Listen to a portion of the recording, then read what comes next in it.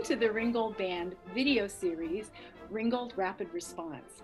In this series, we want to introduce you to members of the band and give you a little taste of their life outside the band. My name is Cindy Miller-Unks, former president of the band, and our special guest today is Tim Simmons. Hi, Tim. Hi, Cindy. How you doing? Great. It's so good to see you. Do you notice anything different from our last Zoom board meeting? Yes. And in fact, I wasn't exactly sure I was talking to the same person. You're a little bit lighter in hair, maybe? Yeah, you got that right. When the shutdown started, I decided, well, I'm not going to get a haircut till things got back to normal. Well, things didn't get back to normal, but my family said, you look terrible with long hair. So after 6 months of not getting a haircut, and you saw the growth through the monthly board meetings, I finally acquiesced to the family. We took a family vote, and I lost 7-2. I liked it long, but the family didn't. So I ended up getting it cut. So I don't know, maybe I'll start over again. I don't know at this point. Well, you know, if you do decide to do it again until things get normal, hopefully it won't be 6 months. Yeah, that's right. We'll cross our fingers. Well, yeah, that's right. Definitely. Okay, Tim, well, what section of the band do you play in? I'm in the tuba section, and a couple other people have talked about this, but there's actually 6 of us that are regular members of the Ringgold Band, and it works out actually rather well. You know, it's kind of unique to have 6 members of a tuba section in a community band. It certainly is. But we all play in different groups, you know, as well as Ringgold. So when the schedule comes out for the year, we get our calendars and say who can make this concert, who can make this, because normally we have 3 that play a concert. So it actually helps out Chuck a lot, because for vacations or other commitments, he doesn't have to make some calls to try to get a substitute. Out of the 6 of us, you know, almost every time there's at least 3 of us who are available to play. And that does. And I think, knowing our director's preference, if he had a choice, he'd probably use all of you all the time. Sure, yeah. And we have a lot of fun in the back of the band. One of the things we do when all 6 of us are there, we like to see how long it takes Chuck to give us the tubas. You guys are playing too loud tonight. So we all look at each other, give the thumbs up, and then we accomplished our goal for the night. Boy, if we get back together, maybe you'll have a pool to see who gets it. That's right. See how long it takes. Yeah. Okay.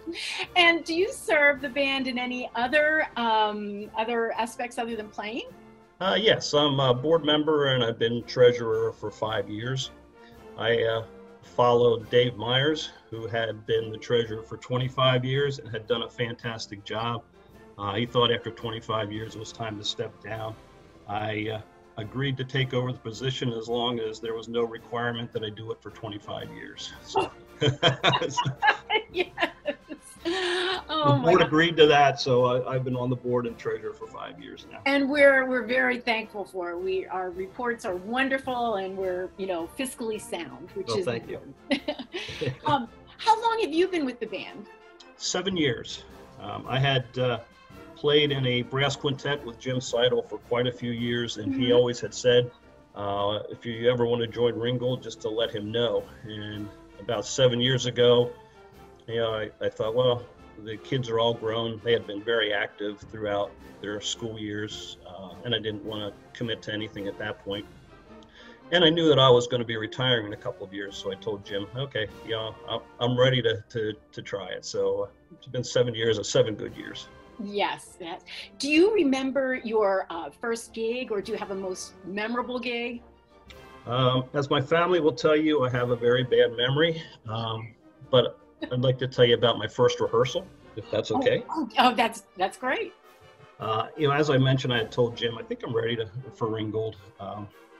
So it got to the day of the first rehearsal, and I'm thinking about the rehearsal coming on that night, and I'm second guessing my decision. I'm thinking, I don't know that many people in the band. You know, this band rehearses every week. These guys got to be fabulous musicians. I haven't rehearsed every week for a long time. Do I really want to do this? So I'm thinking all day long and getting more nervous about this rehearsal. So I have about a half-hour drive to get there. So all these thoughts are going through my mind. I had thoughts, do I turn around and just say, forget it? I'm going to embarrass myself. I feel that I don't fit in. So I kept going, despite not really wanting to. So I get to the parking lot. There's no cars in the lot. So I thought, oh, well, I even got the wrong time. So I'm sitting in the lot, nobody's coming. So here the rehearsal was canceled due to weather. So I went through that whole thought process, and my first rehearsal was canceled. So I was relieved, but then I had to go through the same thought process and do the same thing the following week. Oh my goodness. Oh, I'm glad my car took me there. I'm glad I went to the rehearsal. It's been a great 7 years. I really enjoy it. Oh, yes. Well, it is, there's so much camaraderie, and it's one of the things that we miss so much. So what is your present or past occupation? I am a CPA. I retired 4 years ago after 37 years in active practice. I like to tell people, even in retirement, I'm doing the same things that I used to do when I was working, except I don't get paid for it at this point. So the band, I believe you serve with the Reading Musical Foundation too, don't you? Yes, yeah. I'm a board member and treasurer of, obviously, Ringgold, Reading Musical Foundation, Boyertown Alumni Band. Oh. And the end of last year, I finished a 7-year term on the board of United Way of Berks County. So when you're retired and you're a CPA, people start thinking, "Woo, ding, ding, ding, here's somebody that can help us with the finances in our organization." So I actually had to say no to a couple of organizations. So I have 3 at this point, and all are musical organizations. Oh, well, that's good. And do you want to tell us a little bit about your family? Because I know I know you, and we're Facebook friends, and I just love if you would tell our audience about your birthdays. Okay. All right. I'll get there. You can, yeah, get there. We have a very close family. We have phone calls several times a week, or FaceTime with each of the kids. We have 3 kids. We try to, on a weekly basis, have game night where over the internet, and we get to see each other. And I always, or not always, but generally finished last on game night, but that's okay. It's just having the fun of having everybody there. They all pick on mom and dad, but that's okay too. I would like to win once in a while, but that's all right. We try to take family vacations still. It gets harder and harder every year. They actually got me a t-shirt that it's actually a Disney t-shirt, but it says, "I'm only here because I pay for everything." So I wear that t-shirt on all our vacations. As far as family members, my wife Bonnie and I have been married for 40 years now. My daughter, son-in-law, and 2 of my grandkids live locally. I have a son and daughter-in-law and a grandchild that lives down in Lorton, Virginia, which is near Washington, D.C. And I have a son that lives out near Pittsburgh. Okay. So as far as our birthdays, I know you like when I tell this story. My oldest grandson, my only grandson, but he's 5 now. For the last several years, when I have a birthday, we have a birthday party together. So we select something that he likes. It was Pirates one year. It was Moana one year. I'm not sure what the other one was, but every year we have a theme party like that. We get party hats, we do the songs, and we have to have a piñata. This year, with the shutdown, we haven't done that, and my birthday's in May, and he still remembers, "Hey, Poppy, don't forget, when we can get together, we got to have our birthday party, and you got to have your piñata for me." So that's what we do every year, and he has a lot of fun with it, and I do too. Well, and your wife, the pictures are just precious. Yeah. They really are, with the themes and the costumes, and it's right. really great. Yeah, thanks. So wonderful. There isn't anything like family. Yeah, you got that right. Yep. Yeah. When the band does get back together, do you have a particular song that you're really anxious to play? Well, I like to tell stories, so I'll tell you another story. With the shutdown, we did what a lot of people do, is kind of go through your house and organize stuff and donate things and trash things. So when we moved into this house, we had an office that didn't stay an office very long. It became pretty much a junk room. So we cleaned that out, and now I have an office and music room combined.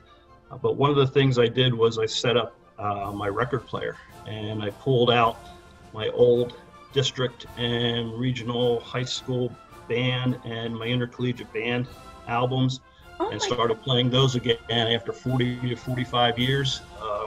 And I think about all the songs that are on there, and if I hear one that I think that would be good for Ringgold, I email Chuck, and I say, hey, I've been just listening to the district band record of 1975, and here are two thoughts that I have. And he's been pretty receptive. He's at least listening to my request. Right. There were two that come to mind that I mentioned to him, and maybe the audience, and maybe you haven't played them, but one is Dedicatory Overture by Clifton Williams, fabulous, and the other one is Symphonic Concert March by Benelli. So I don't remember doing either of those in the 7 years I've been with Ringgold, and Chuck said, yeah, he'll probably dust those off and bring them out.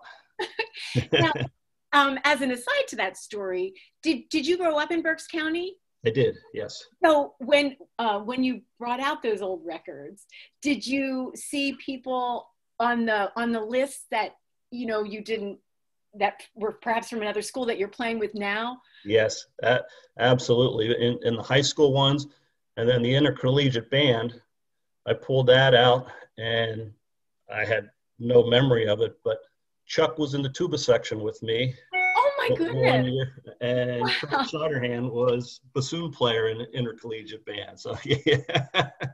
That's always amazing to me. Yeah. When you pull those things out, you never know what gems you're going to come across. Oh yeah.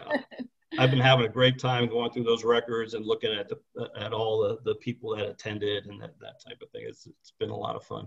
Yeah. Gives you something to pass the time. Yeah. Oh, yes, and we have needed that. We have needed. For sure. So, is there something that you would like our audience to know about the Ringgold Band?